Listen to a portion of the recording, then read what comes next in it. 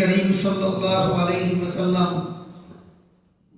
53 বছর বয়সে মক্কা শরীফ থেকে হিজরত করে মদিনা শরীফ চলে গেলেন। সেখানে যাওয়ার 6 বছর পরে স্বপ্নে দেখলেন সাহাবায়ে কেরামদেরকে সাথে নিয়ে উমরা হজ পালন করার জন্য এসেছেন এবং উমরা হজ সমাপ্ত করার পর তারা মাথা মুন্ডন করতেছেন, চুল কর্তন করতেছেন। 53 বছর বয়সে যদি মদিনা শরীফে গিয়া থাকেন,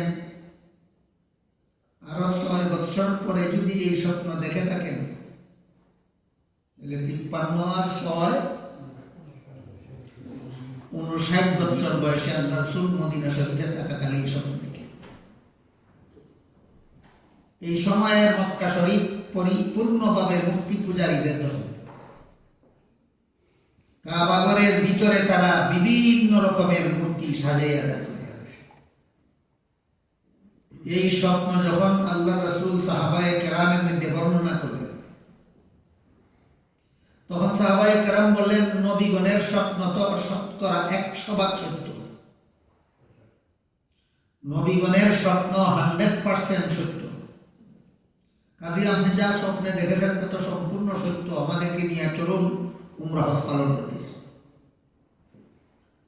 তাই রাসূল করিম সাল্লাল্লাহু আলাইহি ওয়াসাল্লাম সাহাবায়ে কেরামের আবদার রক্ষা করিয়া প্রায় 1,500 মুসলমানদেরকে নিয়ে মদিনা শরীফ থেকে মক্কা শরীফ রওনা হইলেন উমরা হজ পালন।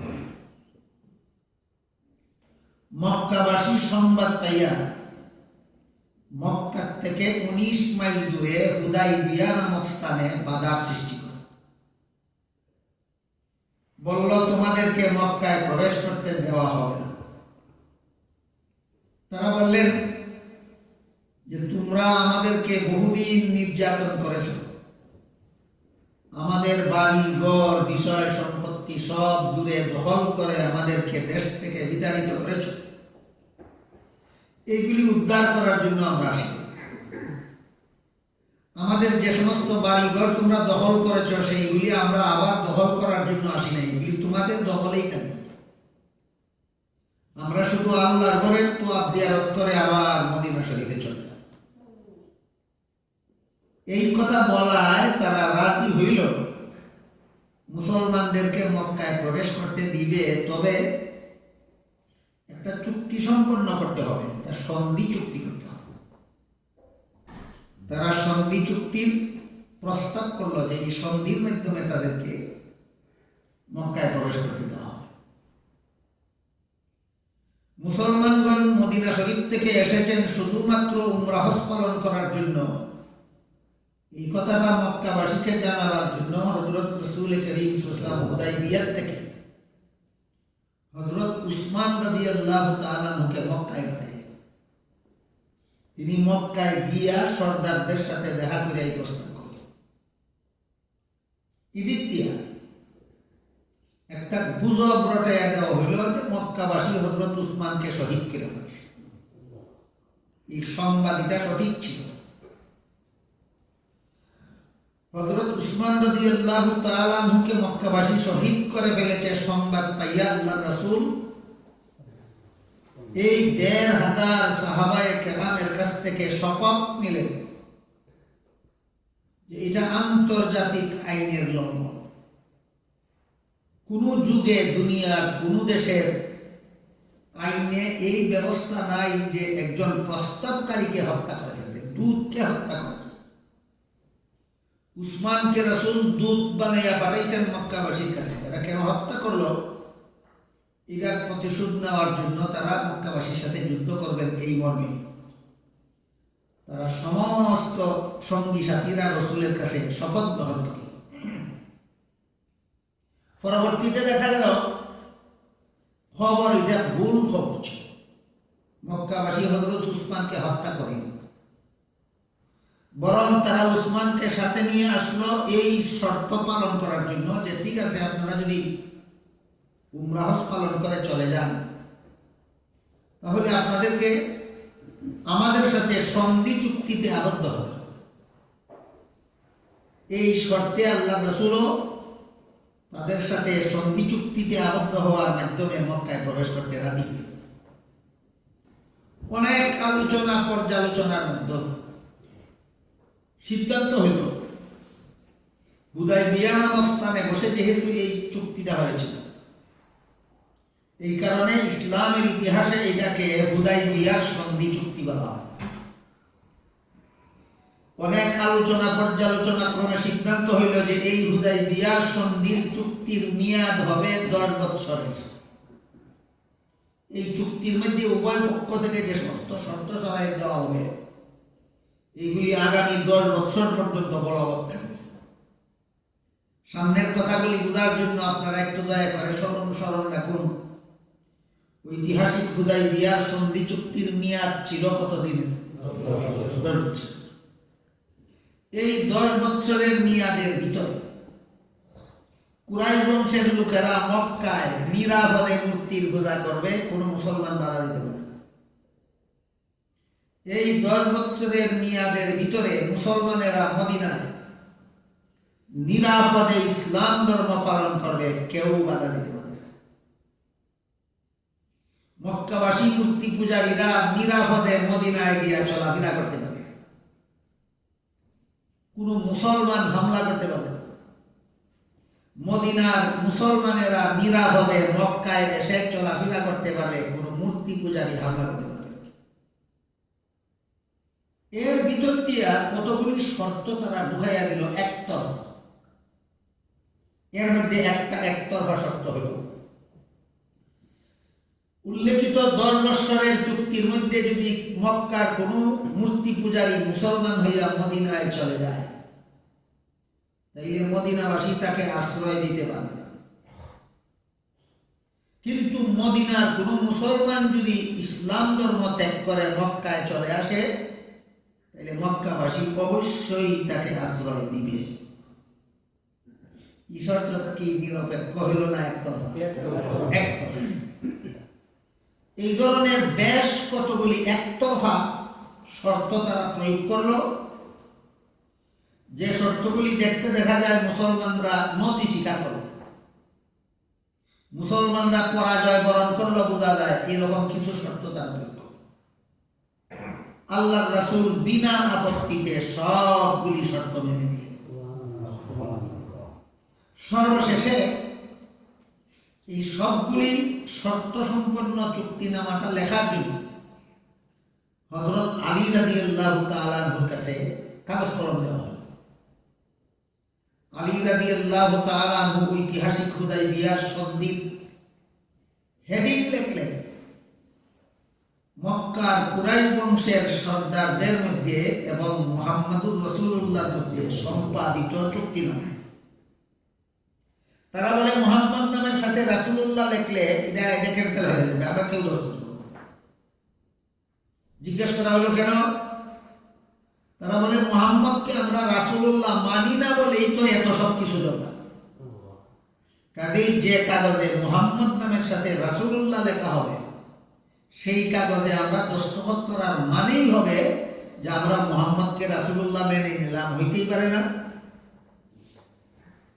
তখন আল্লাহর রাসূল হযরত আলী রাদিয়াল্লাহু তাআলা আনহুকে বলেন, আলী, মুহাম্মদ নাম থেকে রাসূলুল্লাহ শব্দটা কেটে আব্দুল্লাহর পুত্র লিখে দেন। আব্দুল্লাহর পুত্র মুহাম্মদের মধ্যে এবং কুরাইশ বংশের মূর্তি পূজারী সর্দারদের মধ্যে সম্পাদিত চুক্তি।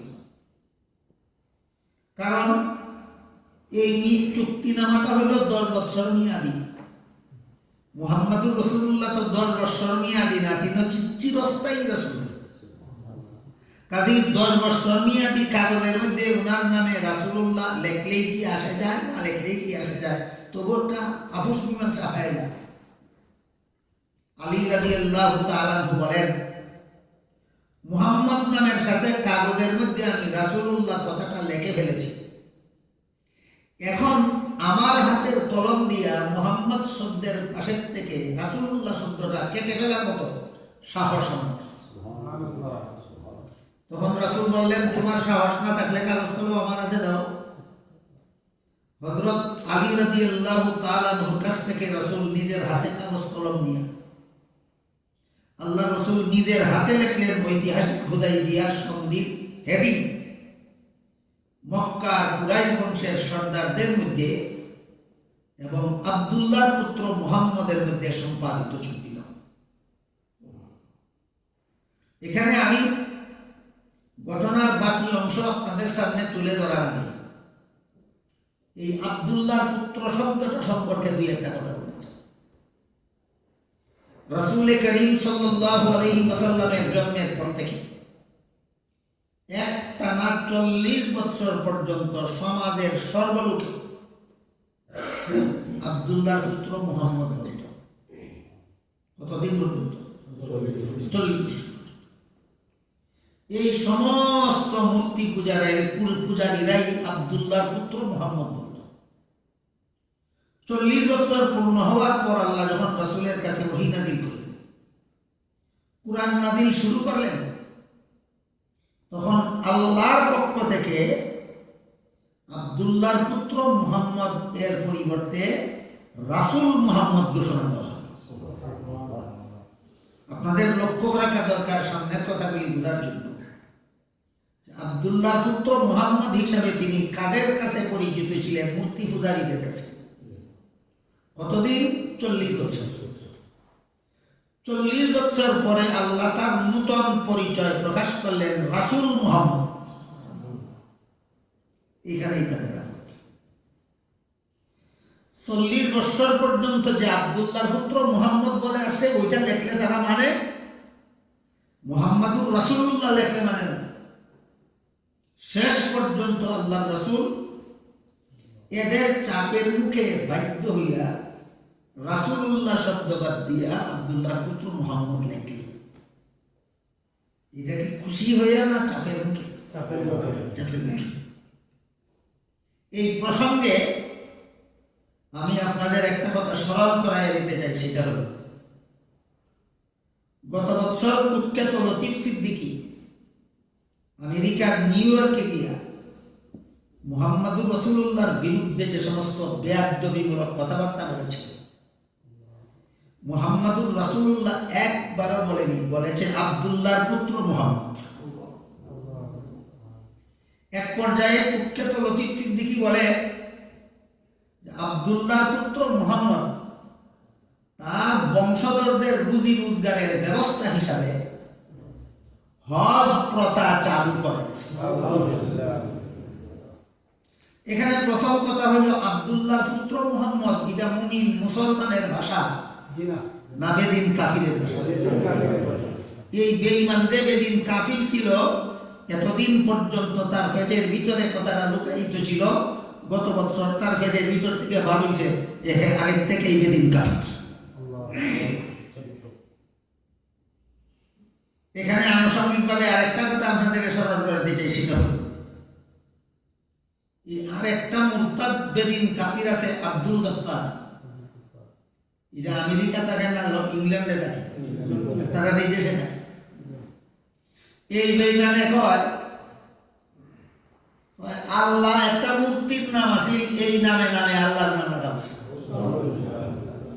রহমান একটা মূর্তির নাম আছে, এই নামে নামে আল্লাহর নাম রাখা আছে। গাফফার একটা মূর্তির নাম আছে, এই নামে নামে আল্লাহর নাম রাখা আছে। আমি যদি একটু সময়ের জন্য এই বেঈমানের কথাটা মেনে নেই যে গাফফার একটা মূর্তির নাম আছে, এই নামে নামে আল্লাহর নাম রাখা হয়েছে, তাহলে তোর নাম তো আব্দুল গাফফার, তখন আব্দুল গাফফারের অর্থ দাঁড়ায় মূর্তির দাস। তোর কথা মতো তোর নামের অর্থ মূর্তির দাস, তুই তো মূর্তির হকের কথা বলবি। আসলে মূর্তির নামে আর আল্লাহর নামে কতটুকু সম্পর্ক আছে বিষয়টা আমি আপনাদের একটু পরিষ্কার করতে চাই। মক্কার কুরাইশ বংশের সমস্ত মূর্তি পূজারীরা একটানা 40 বছর পর্যন্ত রাসূলকে সম্মান করছে, মর্যাদা দিছে, মাথায় রাখছে, মান্য করছে। যেদিন থেকে তিনি বললেন একমাত্র আল্লাহ ছাড়া আর কাউকে সেজদা করা যাবে না, সেদিন থেকে দুশমন। কিছুদিন পরে আল্লাহ আয়াত নাযিল করে বললেন তোমরা রহমানকে সিজদা করো। তখন তারা প্রশ্ন উঠাইল, মুহাম্মদ এতদিন বলল এক শুধুমাত্র আল্লাহ ছাড়া আর কাউকে সিজদা করা যাবে না, এখন আবার বলে রহমানকে সিজদা করতে হবে। রহমান লোকটাকে একবার আল্লাহকে সিজদা করার পরে আবার রহমানকে সিজদা করলে যদি ঈমান নষ্ট না হয়, তাহলে আমরা একবার আল্লাহকে সিজদা করার পরে আবার মূর্তিরে সিজদা করলে ঈমান নষ্ট হবে কেন? এই প্রশ্ন কি মনে করেন আপনারা? এরা রহমান নামের সাথে পরিচিত ছিল, এই জন্য প্রশ্ন উঠাইছে। এরা রহমান নামটা চিনতই না, পরিষ্কার ভাষায় প্রশ্ন করলো রহমান আবার কি? রহমানকে সিজদা করতে হবে কেন? শুধুমাত্র আল্লাহকে যদি সিজদা করতে হবে তাহলে রহমানকে সিজদা করতে হবে কেন? আর একবার আল্লাহকে সিজদা করার পরে আবার রহমানকে সিজদা করলে যদি ঈমান থাকে, তাহলে একবার আল্লাহকে সিজদা করার পরে আবার মূর্তিরে সিজদা করলে ঈমান থাকবে না। এই প্রশ্নের জবাবে আল্লাহ 30 পারা কোরআনের 114 সূরার পূর্ণ একটা সূরা নাযিল করলেন। সূরার নাম সূরা রহমান। সুবহানাল্লাহ। এই সূরারে আল্লাহ সূরা রহমান নাম দিয়েছেন এই জন্য যে এই সূরার শুরু থেকে শেষ পর্যন্ত প্রত্যেকটা আয়াতে আয়াতে আল্লাহ শুধু রহমানের পরিচয় দিয়েছেন, কারণ মূর্তি পূজারীরা রহমান কাকে বলে জানত। কি বুঝলেন আপনারা? এই গাঞ্জা করে কয় কি আর আল্লাহ বলেন কি? এটা গাঞ্জা করনি না গাঞ্জা কর না? এই গাঞ্জা করে কয় আল্লাহ বলে আরেক নাম, মূর্তির নাম বলে আসিল রহমান, এই জন্য এই নামে নামে বলে আল্লাহর নাম রাখা হয়েছে। আর মূর্তি পূজারীরা কয় রহমান কার নাম আমরা চিনি না, কাজেই রহমান কারে কারে কয় আগে পরিচয় দাও। তখন আল্লাহ রাব্বুল আলামিন সূরা রহমান নাযিল করে শুরু থেকে শেষ পর্যন্ত শুধুমাত্র রহমানের পরিচয় দিলেন। কেন? রহমান চিনত না, কাজেই রহমান মূর্তির নাম হয়ে থাকলে মূর্তি পূজারীরা চিনত না কেন? কথা বললেন কিনা দেখুন। এবার আমি আমার মূল আলোচনার দিকে যাব। রাসূল করিম সাল্লাল্লাহু আলাইহি ওয়াসাল্লাম নিজের হাতে লেখলেন মক্কার কুরাইশ বংশের সর্দারদের মধ্যে এবং আব্দুল্লাহর পুত্র মুহাম্মদের মধ্যে সম্পাদিত চুক্তিনামা। সন্তুষ্ট হইয়া না চাপের মুঠি? চাপের মুঠি। হযরত আলী মুহাম্মদুর রাসূলুল্লাহ লিখেছিলেন, এরা এটা বাদ দিতে বাধ্য করেছে। যখন মুহাম্মদ নামের সাথে রাসূলুল্লাহ লিখতে দিল না, অথচ আল্লাহ রাসূল তা মেনে নিলেন, তখন হযরত ওমর ফারুক রাদিয়াল্লাহু তাআলা রাসূলের সামনে আসলেন, এসে বললেন, ও আল্লাহর রাসূল, আপনি অনুমতি দিলে আমি দুই একটা কথা জানার জন্য আপনাকে জিজ্ঞাসা করতে চাই। রাসূল বলেন, বলো, কি জিজ্ঞাসা করতে চাও? উমর বলেন, আপনি কি সত্যি আল্লাহর রাসূল? তিনি বলেন, হ্যাঁ। তিনি বলেন, হ্যাঁ। উমর বলেন, আপনাকে আমরা যারা রাসূল বিশ্বাস করেছি, আমরা কি সঠিক পথে আছি? রাসূল বলেন, হ্যাঁ। উমর জিজ্ঞেস করেন, আপনাকে যারা মুহাম্মদুর রাসূলুল্লাহ মানে না, এরা কি ভুল পথে আছে? রাসূল বলেন, হ্যাঁ। এইবার উমর জিজ্ঞেস করেন, আপনি যে স্বপ্নে দেখলেন আমরা নিরাপদে মক্কায় প্রবেশ করলাম এবং উমরা হজ পালন করলাম, স্বপ্নটা কি সত্য দেখেছেন? এখন এই প্রশ্নটা সুজা না কঠিন? এখন এই প্রশ্নটা সুজা প্রশ্ন নয়। মনে আছে আপনাদের কোন স্বপ্ন দিকে রওনা হয়েছিলেন? নিরাপদে মক্কায় প্রবেশ করেছেন, এখানে আফদ হইল কেন? এই প্রশ্নের জবাবে রাসূল হ্যাঁ না বলেন, বলেন মত আমার স্বপ্নটা এই বছরই ফল দেয়, এমন কথা কি আমি তোমাকে বলেছি?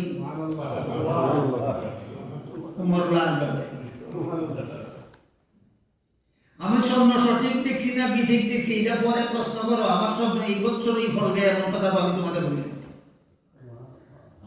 তর্কে হেরে গেলেন উমর, কিন্তু মনের দুঃখ মনেই রইল, মুহাম্মদ নামের সাথে যারা রাসূলুল্লাহ লিখতে দিল না, যারা মুহাম্মদুর রাসূলুল্লাহ লিখতে দেয় না, যারা আব্দুল্লাহর পুত্র মুহাম্মদ লিখতে বাধ্য করে, এদের সাথে আপোষ মীমাংসা করার দরকার কি ছিল? 6 বছরের ভিতরে অনেকগুলি যুদ্ধ এদের সাথে হয়েছে, সবগুলি যুদ্ধে তারা পরাজিত হয়েছে। এই ঘটনার 60 বছর আগে হয়েছে বদরের যুদ্ধ। হুদাইবিয়ার সন্ধির ঘটনার 4 বছর আগে হয়েছে বদরের যুদ্ধ। 70টা মূর্তি পূজারী বদরের যুদ্ধে নিহত হইল। আরো 70টা মূর্তি পূজারী মুসলমানদের হাতে বন্দী হইল। 70 আর 70 140টা ছাড়া বাকি যেগুলি ছিল পলাইয়া জানবাসে। 60 বছর আগেরই যদি এই অবস্থা হয়, তাহলে 60 বছরের ভিতরে এদের কি রকম অবস্থা হচ্ছে? কাজে অবস্থা পরিষ্কার যে যুদ্ধটা লাগলেই মুসলমানেরা অতি সহজে মক্কা দখল করতে পারে। এত সত্ত্বেও আল্লাহ রাসূল একতরফা শর্তগুলি মেনে নিয়ে সন্ধি করতে গেলেন কেন? নতি স্বীকারমূলক শর্তগুলি মেনে নিয়ে সন্ধি করতে গেলেন কেন? অপমানজনক শর্তগুলি মেনে নিয়ে সন্ধি করতে গেলেন কেন? মুহাম্মদ নামের সাথে রাসূলুল্লাহ যারা লিখতে দেন না, এদের সাথে আপোষ করার কি দরকার? প্রশ্নগুলি বুঝতে পারছেন আপনারা? এই সবগুলি প্রশ্ন সাহাবায়ে কেরামের মনের ভিতরে রইল, কিন্তু রাসূল মেনে নিলে পরে আমরা মানি না বলার অধিকার কোনো মুমিন মুসলমানের থাকে না। এই কারণে রাসূল মেনে নেওয়ার কারণে তারা মেনে নিতে বাধ্য, কিন্তু মনের দুঃখ মনেই রইল, মনের দুঃখ মনেই রইল। যেহেতু সাহাবায়ে কেরামের মনের মধ্যে দুঃখটা রইল, এই কারণে এই সন্ধি চুক্তি সম্পন্ন করে মদিনায় ফিরে যাওয়ার পথে আল্লাহ পাক রব্বুল আলামিন পূর্ণ একটা সূরা নাযিল করেছেন, সূরাতুল ফাতহ। এই সূরার শেষের দিকের এক আয়াতে আল্লাহ পরিষ্কার উল্লেখ করে দিয়েছেন মুহাম্মাদুর রাসূলুল্লাহ। অর্থাৎ হে আমার নবীর সঙ্গী সাথীরা, 10 বছর মেয়াদী চুক্তিনামায় মুহাম্মাদুর রাসূলুল্লাহ লিখতে দিল না, এই জন্য তোমাদের মনে দুঃখ।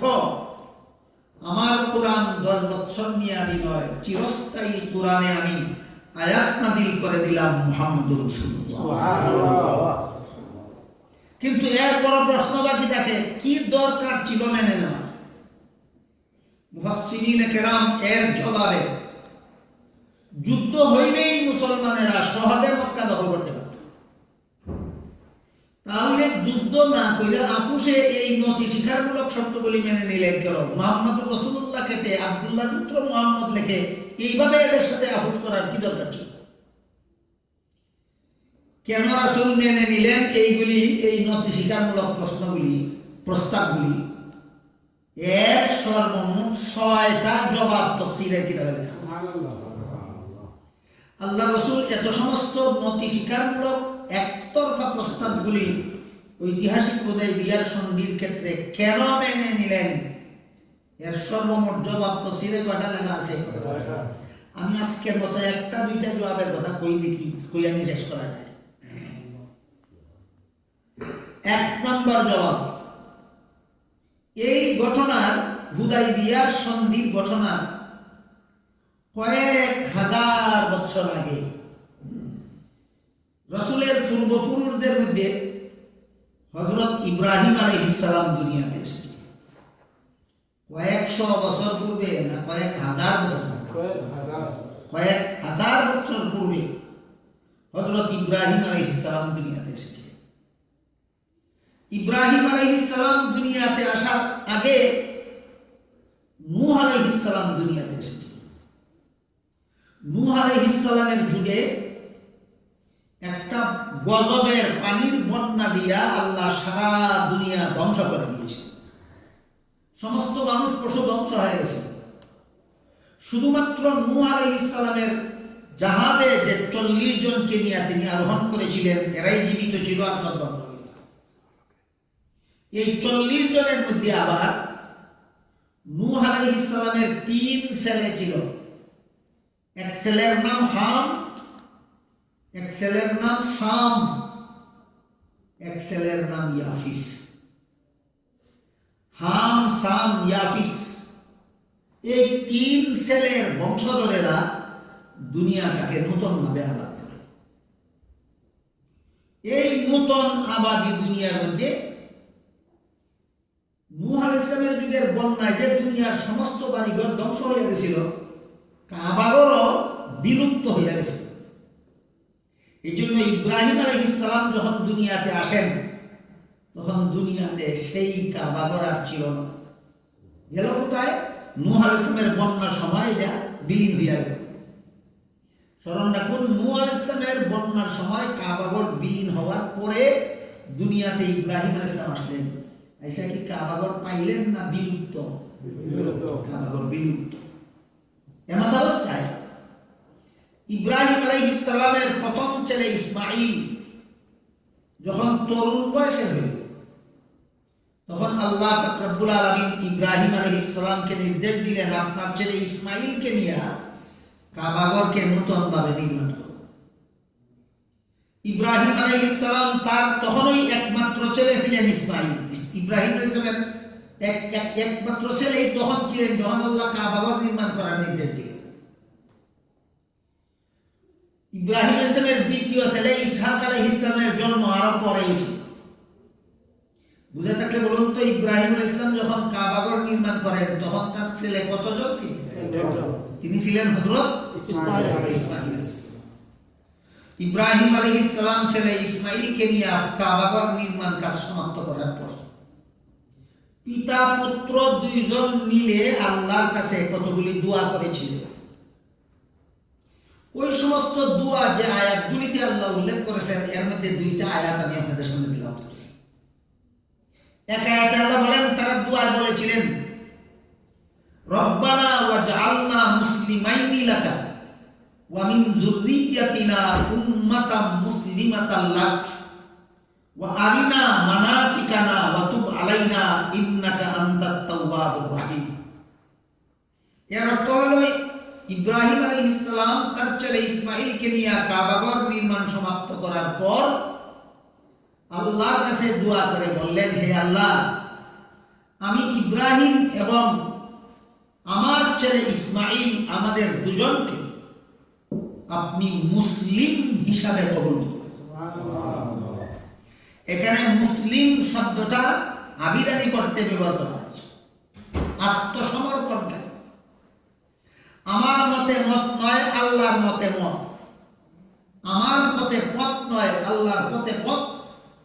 আমার কথায় কথা নয়, আল্লাহর কথায় কথা।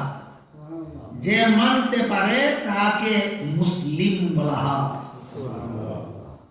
এই মুসলিম শব্দের আবিদানি কর্তব্যটাও আমাদের ভালো রকম জানা এবং স্মরণ রাখা দরকার। মুসলিম শব্দের শাব্দিক অর্থ হলো আত্মসমর্পণকারী, যে নিজেকে নিজে কমপ্লিটলি সারেন্ডার করে তারে কয় মুসলিম। বলুন তো, কার কাছে কমপ্লিটলি সারেন্ডার করলে মুসলিম হওয়া যায়? তাই তারা দুজন আল্লাহর কাছে দোয়া করলেন, রব্বানা ওয়াজআলনা মুসলিমাইনি লাক, হে আল্লাহ, আমি ইব্রাহিম আর আমার ছেলে ইসমাঈলকে মুসলিম হিসাবে কবুল করুন। ওয়া মিন যুররিয়্যাতিনা উম্মাতাম মুসলিমাতাল লাক, আর আমাদের দুজনের নেক্সট জেনারেশনকে আখিরি জমানার মুসলমান উম্মতের ফাউন্ডেশন হিসাবে কবুল করুন। সুবহানাল্লাহ। ওয়া মিন যুররিয়্যাতিনা উম্মাতাম মুসলিমাতাল লাক, আমাদের পরবর্তী প্রজন্ম যেন আখিরি জমানার মুসলমান উম্মতের ফাউন্ডেশন হয়। এটা হুদাইবিয়ার সন্ধির ঘটনার কয়েক হাজার বছর আগের কথা। তখনই আল্লাহ তাদের দুজনের দোয়া কবুল করে ফেলেছেন যে ইব্রাহিম আলাইহিস সালাম এবং ইসমাঈল আলাইহিস সালামের নেক্সট জেনারেশন হবে আখিরি জমানার মুসলমান উম্মতের ফাউন্ডেশন। আর এই নেক্সট জেনারেশন যারা মুসলমান উম্মতের ফাউন্ডেশন হবে, আল্লাহর কাছে তারা দুজনে আরো দোয়া করে বলেন, রব্বানা ওয়া বাস ফীহিম রাসূলান, তাদের মধ্যে আমি ইব্রাহিম আর আমার ছেলে ইসমাঈলের পরবর্তী বংশধরের যারা মুসলমান উম্মতের ফাউন্ডেশন হবে, এদের মধ্যে আখিরি জমানার নবী জন্ম দিয়ে ওঠা। রাসূলাম মিনহুম ইয়াতলু আলাইহিম আয়াতিকা ওয়া ইউআল্লিমুহুমুল কিতাবা ওয়াল হিকমাতা ওয়া ইউযাক্কিহিম, যে রাসূল উম্মতকে হেদায়েত করবেন চারটা দায়িত্ব পালনের ভিতরে। এক নম্বর, উম্মতকে কোরআনের সহি শুদ্ধ তিলাওয়াত শোনাবেন। দুই নম্বর, উম্মতকে কোরআন শিক্ষা দিবেন। তিন নম্বর, উম্মতকে হাদিস শিক্ষা দিবেন। চার নম্বর, উম্মতের আত্মাকে পবিত্র করে দিবেন। আল্লাহ তখনই দোয়া কবুল করে নিয়েছিলেন। এই জন্য আখিরি জমানার নবী মুহাম্মদুর রাসূলুল্লাহ সাল্লাল্লাহু আলাইহি ওয়াসাল্লামকে আল্লাহ কুরাইশ বংশে জন্ম দিয়ে পাঠালেন। কারণ কুরাইশ বংশের লোকেরাই ছিল ইব্রাহিম এবং তার ছেলে ইসমাইলের নেক্সট জেনারেশন। কুরাইশ বংশের লোকেরাই ছিল, তারা দুইজনের আল্লাহ হাজার হাজার বছর আগে দোয়া করলেন আমাদের আওলাদে যেন আখিরি জমানার নবী জন্মগ্রহণ করেন। তখনই দোয়া কবুল হয়ে গেল। এই জন্য হাজার হাজার বছর পরে আল্লাহ এই নবীকে এই বংশে জন্ম দিয়া পাঠাইলেন, কুরাইশ বংশে জন্ম দিয়া পাঠাইলেন। কারণ কুরাইশ বংশের লোকেরাই ছিল ইব্রাহিমের নেক্সট জেনারেশন, ইসমাইলের নেক্সট জেনারেশন। এই যে বংশের মধ্যে মুহাম্মদুর রাসূলুল্লাহ জন্মগ্রহণ করবেন, এই বংশের লোকদের ব্যাপারে তারা কি দোয়া করেছিলেন? ওয়ামিন যুররিয়াতিনা উম্মাতাম মুসলিমাতাল লাক, উম্মতে মুসলিমার ফাউন্ডেশন হবে এরা। কারা? কুরাইশ বংশের লোকেরা। কুরাইশ বংশের লোকেরা হবে মুসলমান উম্মতের ভিত্তি। এই দোয়া তখনই করেছিলেন, আল্লাহ তখনই মঞ্জুর করে ফেলেছিলেন। তারপরে যখন আল্লাহ কুরাইশ বংশে তাদের দোয়া মতে এই নবী জন্ম দিয়া পাঠাইলেন, কুরাইশ বংশের লোকেরা ইসলাম ধর্মের ফাউন্ডেশন হলো না ইসলামের কথা বলার কারণে নবীকে দেশান্তর করে দিল? দোয়া কিন্তু তখনই মঞ্জুর হয়ে গেছে। স্মরণ রাখুন কথা, কুরাইশ বংশের লোকেরা হবে মুসলমান উম্মতের ফাউন্ডেশন। কয়েক হাজার বছর আগে তারা দোয়া করেছেন, আল্লাহ দোয়া কবুলও করেছেন। বাস্তবে কি দেখতে পাই? এই যে কুরাইশ বংশের লোকেরা মুসলমান উম্মতের ফাউন্ডেশন হওয়ার কথা, এরা নিজেরা মুসলমান হবে দূরের কথা, মুসলমান হওয়ার দাওয়াত দেওয়ার কারণে নবীকে তারা দেশান্তর করে দেয়। নবী এদের সমাজ থেকে বিদায় হয়ে, মক্কা থেকে বিদায় হয়ে মদিনা শরীফে যেখানে গিয়ে আশ্রয় পাইলেন, তাকে যারা আশ্রয় দিল এরা ছিল আউস বংশের এবং খাজরাজ বংশের। নবী হইলেন কুরাইশ বংশের। কুরাইশ বংশের লোকেরা তারা মূল্যায়ন করলো না বিতাড়িত করলো? আশ্রয় দিল যারা, তারা কুরাইশ বংশের লোক না আউস এবং খাজরাজ বংশের লোক? মদিনার আউস এবং খাজরাজ বংশের। উমরাহ পালন করার জন্য এসেছিলেন আউস আর খাজরাজ বংশের লোকদেরকে সাথে নিয়ে। হুদাইবিয়ার ক্ষেত্রে যদি যুদ্ধ করলেই মক্কা মুসলমানদের দখলে চলে যায়, কুরাইশ বংশের মূর্তি পূজারীরা ধ্বংস হয়ে যায়, বাস্তব। কিন্তু আল্লাহ রাসূল এখানে যুদ্ধের পথ পরিহার করে নতি স্বীকারমূলক প্রস্তাবগুলি মেনে নিয়ে সন্ধির পথে গেলেন। কেন? কারণ যুদ্ধটা লাগলেই কুরাইশ বংশের লোক মুসলমান উম্মতের ফাউন্ডেশন হতে পারে না, আউস আর খাজরাজ বংশের লোকের হাতে ধ্বংস হয়। বলেন রাসূলের সঙ্গী সাথীরা কারা? কোন বংশের লোক ছিল? আউস আর খাজরাজ বংশের লোক। যুদ্ধ লাগলে কারা জয়ী হইত? কুরাইশ বংশ জয়ী হইত না আউস আর খাজরাজ বংশ জয়ী হইত? এরা আউস আর খাজরাজ বংশের হাতে কুরাইশ বংশ ধ্বংস হয়ে যেত চিরকালের জন্য। এরা কি ধ্বংস হওয়ার দোয়া ইব্রাহিম মঞ্জুর করে গেছিলেন, না এরা মুসলমান উম্মতের ফাউন্ডেশন হওয়ার দোয়া মঞ্জুর করে গেছিলেন? এই কারণে এরা যেন ধ্বংস হয়ে না যায়, এরাই হবে মুসলমান উম্মতের ফাউন্ডেশন।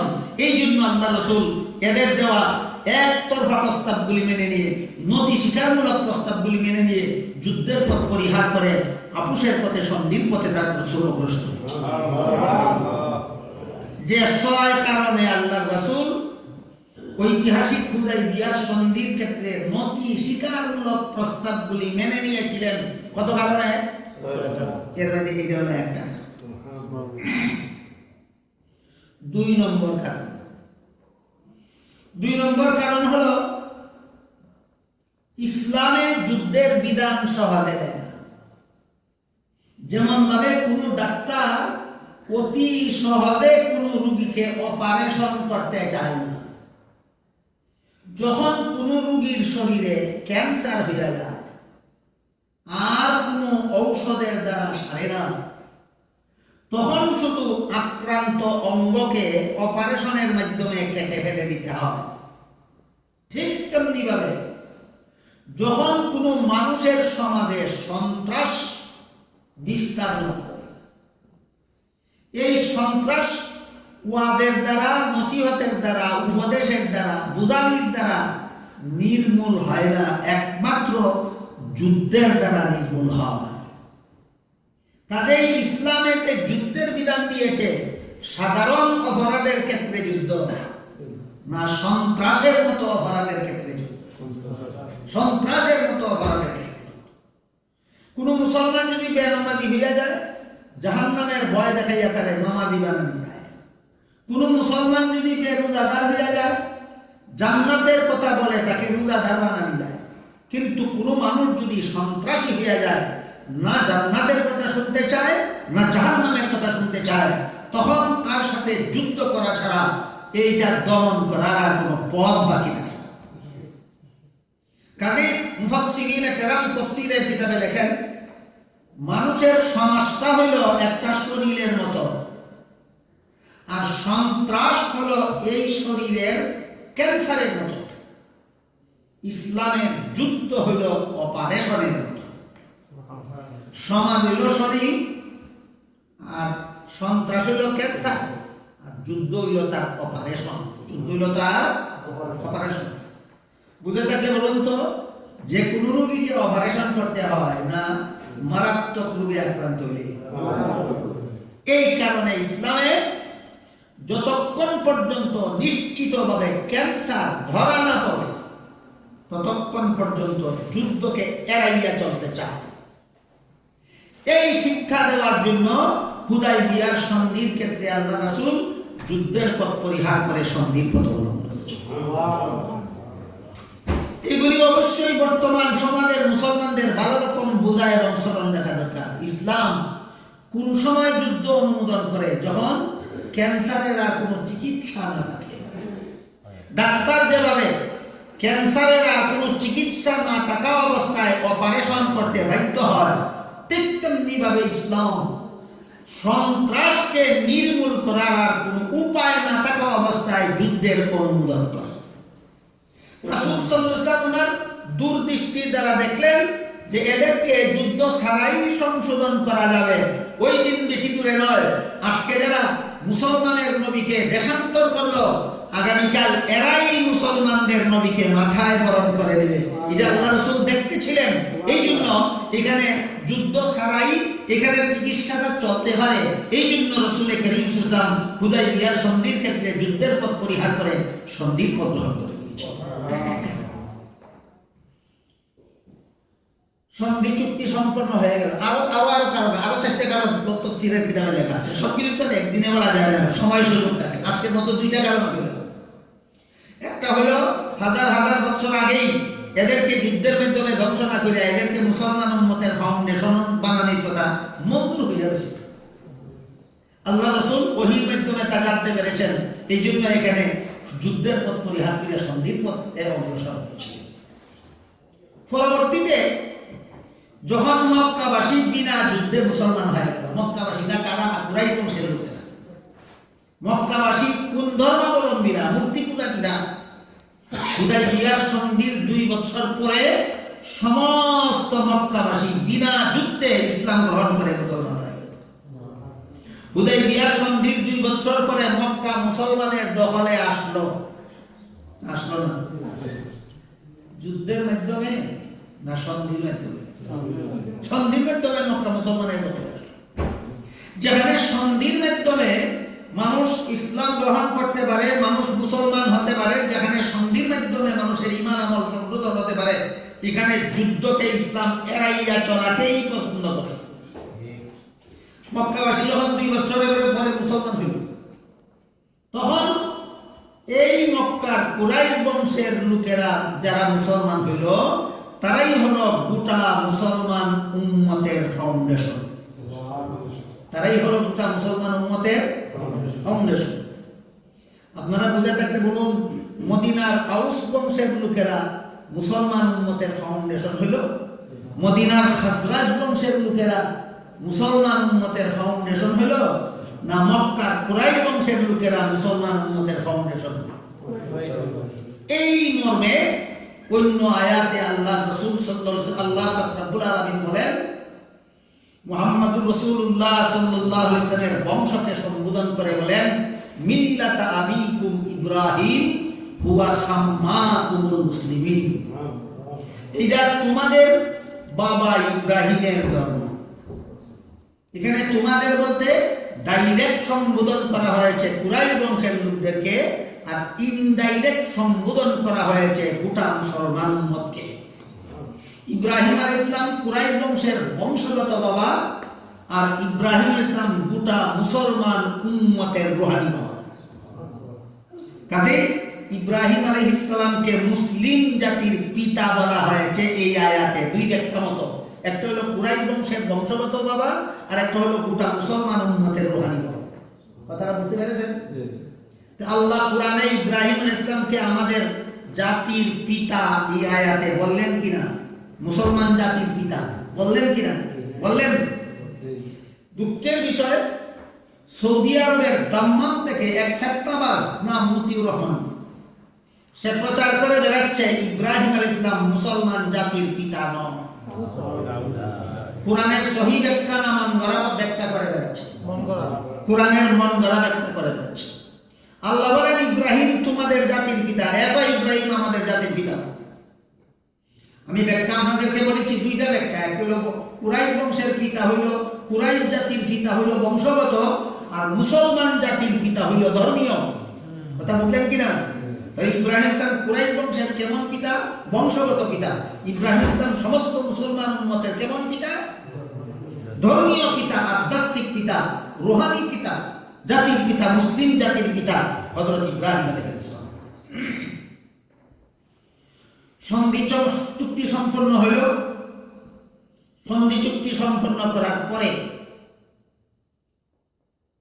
রাসূল করিম সাল্লাল্লাহু আলাইহি ওয়াসাল্লাম মদিনার পথে রওনা হইয়া কিছু দূরে গিয়া তানঈম নামক পাহাড়ের নিচে রাত্রি যাপন করলেন। শেষ রাত্রে তাহাজ্জুদের নামাজে দাঁড়াইছিলেন রাসূল সমস্ত সাহাবায়ে কেরামদেরকে। কতজন তারা? প্রায় 150, প্রায় 1,500। বেঈমান কাফিরেরা জানে যে মুহাম্মদ এবং তার সঙ্গী সাথীরা, তারা তো রাসূলুল্লাহ মানে না, রাসূলুল্লাহ লেখলে দস্তখত করেন। তারা জানে মুহাম্মদ এবং তার সঙ্গী সাথীরা শেষ রাত্রে তাহাজ্জুদের নামাজে দাঁড়ায়। এই সুযোগে হামলা করলে এক হামলায় তাদের সবাইকে ধ্বংস করে দেওয়া যাবে। মাত্র হুদায়বিয়ার সন্ধি সম্পন্ন হইল, বিদায়ের হতেই শেষ রাত্রে তাহাজ্জুদের নামাজরত অবস্থায় 80টা বিশ্বাসঘাতক কুরাইশ বংশের তাহাজ্জুদের নামাজের মধ্যে রাসূল এবং তার সঙ্গী সাথীদের উপর হামলা করে। রাসূলের সাহাবায়ে কেরাম 80টা সন্ত্রাসীর 80টাকেই গ্রেফতার করে রাসূলের সামনে হাজির করে দিল। হুজুরেরা আমরা তাহাজ্জুদের নামাজে সবাই নামাজের মধ্যে হামলা করছে, অথচ দস্তখত করে দিয়েছে আগামী 10 বছরের ভিতরে মক্কার কোনো মানুষ মদিনার কোনো মুসলমানের উপর হামলা করতে পারবে না। চিন্তা করে দেখেন বেঈমান জাতি কত বড় বিশ্বাসঘাতক হয়ে থাকে। আপনারা এখন কিতাবের নেওয়ার কি বিচার হইতো? হাসি।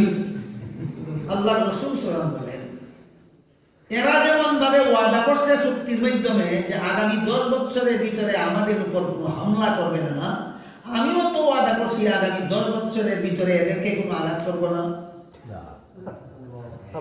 এরা বিশ্বাসঘাতকতা করেছে, এই জন্য আমিও বিশ্বাসঘাতকতা করতে পারি। বেকসুর খালাস।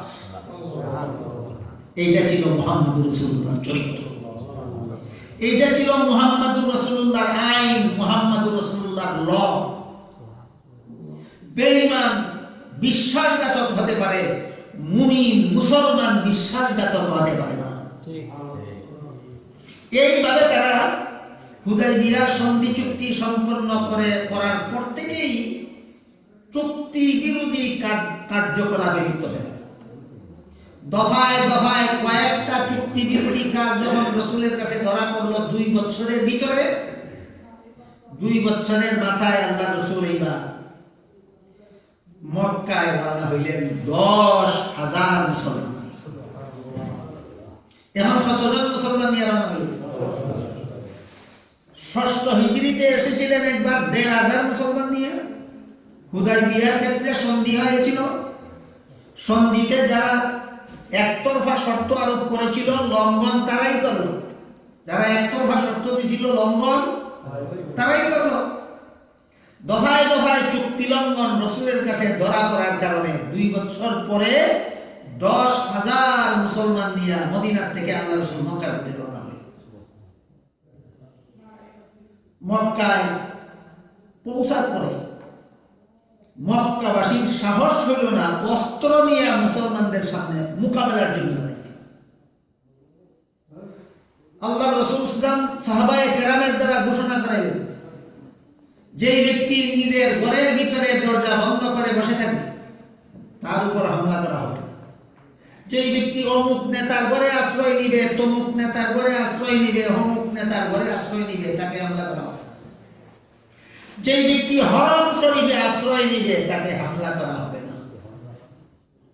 আঙ্গুলে গোনার মতো কয়েকজন ছাড়া বাকি সবাই রাসূলের কথা মতো বিভিন্ন ঠিকানা আশ্রয় নিল। সবচেয়ে বেশি কুরাইশ বংশের মক্কাবাসীরা হরম শরীফে আশ্রয় নিল। আল্লাহ রাসূল সাল্লাল্লাহু আলাইহি ওয়াসাল্লাম হরম শরীফে ঢুকিয়া কুরাইশ বংশের মূর্তি পূজারীদেরকে জিজ্ঞেস করলেন, আমি হিজরত করে মদিনা শরীফ যাওয়ার আগে 13টা বছর পর্যন্ত কি পরিমাণ জুলুম অত্যাচার তোমরা আমাকে করেছ মনে আছে? মনে আছে। আজকে তোমরা আমার কাছ থেকে কি আশা করো? এরা বলে যে সারা জীবনই তোমাকে একজন সম্ভ্রান্ত ব্যক্তি হিসাবে আমরা পেয়েছি, আজকেও তোমাকে আমরা একজন সম্ভ্রান্ত ব্যক্তি হিসাবে পেতে চাই। রাসূল করিম সাল্লাল্লাহু আলাইহি ওয়াসাল্লাম বলেন, দীর্ঘ 13 বছর পর্যন্ত যত জুলুম অত্যাচার নির্যাতন তোমরা করেছিলে সব ঘোষণা শুনিয়া সমস্ত মক্কাবাসী কলেমা পড়ে মুসলমান। সামান্য একটু রাসূলের জীবন ইতিহাস থেকে, সিরাত কনফারেন্সে রাসূলের সিরাত থেকে সামান্য একটু আবার আপনাদেরকে দিলাম, বুঝে থাকলে বলুন, মুসলমানেরা মক্কা জয় করেছিল তলোয়ারের জোরে না ইসলামের আদর্শের জোরে? সিরাতুন নবী, নবীর জীবন আদর্শ, নবীর জীবনীর ইতিহাস শুনিয়া আমরাও যদি নবীর আদর্শে আদর্শবান হতে পারি, আমাদেরকে দেখেও বর্তমান দুনিয়ার বেঈমানেরা মুসলমান হতে বাধ্য। কিন্তু দুঃখের বিষয়, বর্তমান দুনিয়ার বেশিরভাগ মুসলমানকে দেখলে কোন বেঈমানে ইমানদার হওয়ার ইচ্ছা থাকলেও আর ইমানদার। কিসের কারণে? আমাদের চরিত্রের কারণে। কাজেই আমাদের রাসূলের চরিত্রে চরিত্রবান হওয়া দরকার। যে সিরাত সম্মেলনের সর্বশেষ শিক্ষা, আমাদেরকে রাসূলের চরিত্রে চরিত্রবান হওয়া দরকার। যে চরিত্র দেখে মক্কাবাসী তখন মুসলমান হয়েছিল, আমরা যদি সেই চরিত্রে চরিত্রবান হতে পারি, সারা দুনিয়াবাসী মুসলমান হতে বাধ্য। বুঝে থাকলে বলুন, ইসলামের বিজয় তলোয়ারের দ্বারা হয় না চরিত্রের দ্বারা হয়? কার চরিত্রের দ্বারা? মুহাম্মদুর রাসূলুল্লাহর চরিত্রের দ্বারা। কাজী আল্লাহ পাক রব্বুল আলামিন আপনাদেরকে, আমাদেরকে সবাইকে রাসূলের চরিত্রে চরিত্রবান হওয়া সিরাত কনফারেন্স থেকে এই শিক্ষা গ্রহণ করার তৌফিক আল্লাহ দান করুন। সবাই বলুন আমিন। সুবহান রাব্বিকা রাব্বিল ইজ্জাতি আম্মা ইয়াসিফুন ওয়া সালামুন আলাল মুরসালিন ওয়ালহামদুলিল্লাহি রাব্বিল আলামিন।